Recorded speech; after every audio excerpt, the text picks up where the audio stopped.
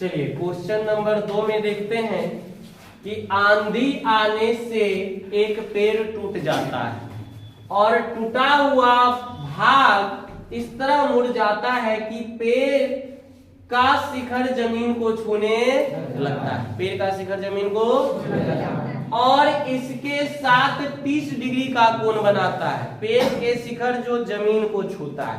अब देखिए इसको जमीन पे तो नहीं रखेंगे, अब यहाँ पे हम जमीन बना देते हैं। यहाँ पे क्या बना दिए? अब मान लीजिए कि यह पेड़ सीधा है, ये पेड़ क्या है? जमीन मतलब आंधी आने से यह टूट गया। आंधी आने से क्या हुआ? टूट गया। दिख रहा है ना? अब देखिए ये एक जो है जमीन है, ये क्या है? जमीन है। ये क्या है? हंसिए नहीं, इसको समझिए। ये पेड़ है ना, ये क्या है? और आंधी आया तो यह पेड़ टूट गया, टूट के हटता नहीं है। देखिए, और इसका जो ये शिखर है वो जमीन को क्या कर रहा है? और कह रहा है कि जहां जमीन को छूता है वहां कितना डिग्री का कोण बना रहा है? 30 डिग्री का। कितना डिग्री का कोण बना रहा है?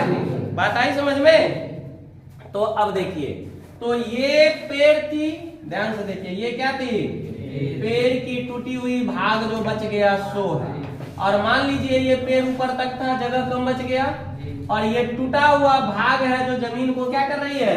छू रही है, जमीन को छू रही है। ध्यान दीजिएगा, सॉरी, ये जहां से टूटा वहां से जमीन को छुएगा, जहां से टूटा है वहां से ना छुएगा। ये जमीन को क्या कर रही है? छू रही है। तो मान लीजिए ए और बी क्या था? पेड़ था।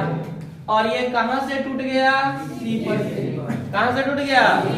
और यह जो है कहां छू रहा है? डी पर छू रहा है। कहां पे छू रहा है? तो अब इसी को हम लोग मान लेंगे। तो देखिए, सबसे पहले मान लीजिए, माना कि पेड़ की ऊंचाई बराबर ए बी। बराबर कितना है? तो इसीलिए पेड़ ए बी सी से टूटकर जमीन को डी पर छूती। डी पर क्या करती है? छूती है। कोई दिक्कत? अब लीजिए, तो इसीलिए अब यहां से हम लोग डायरेक्ट जो है फिगर पे चले आते हैं चित्र से।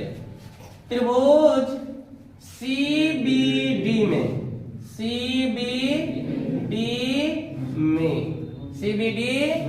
अब कोण D बराबर कितना डिग्री है? 30 डिग्री है। कोण D बराबर कितना है? अब एक चीज ध्यान दीजिएगा, अब हमको क्या कह रहा है यहाँ पर कि पेड़ के पाद बिंदु मतलब जमीन, सॉरी जड़, मतलब क्या होगा? जड़। तो पेड़ के पाद बिंदु की दूरी जहां पेड़ का शिखर जमीन को छूता है, पेड़ का शिखर जमीन को छू रहा है, वो कितना मीटर है? 8 मीटर। और पेड़ की ऊंचाई हमको निकालना है, तो आधा टूटा हुआ भाग तो ये है और आधा टूटा हुआ भाग ये है ना। तो मतलब मुझे कर्ण भी चाहिए और लंब भी चाहिए। कर्ण भी चाहिए और आधार मुझे दिया हुआ है।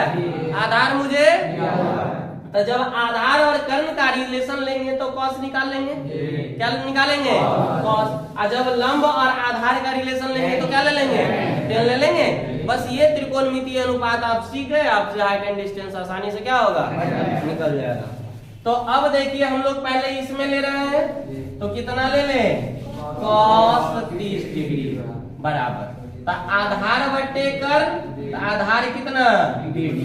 और कर्ण कितना? CD। कर्ण कितना है? तो कॉस 30 डिग्री का मान।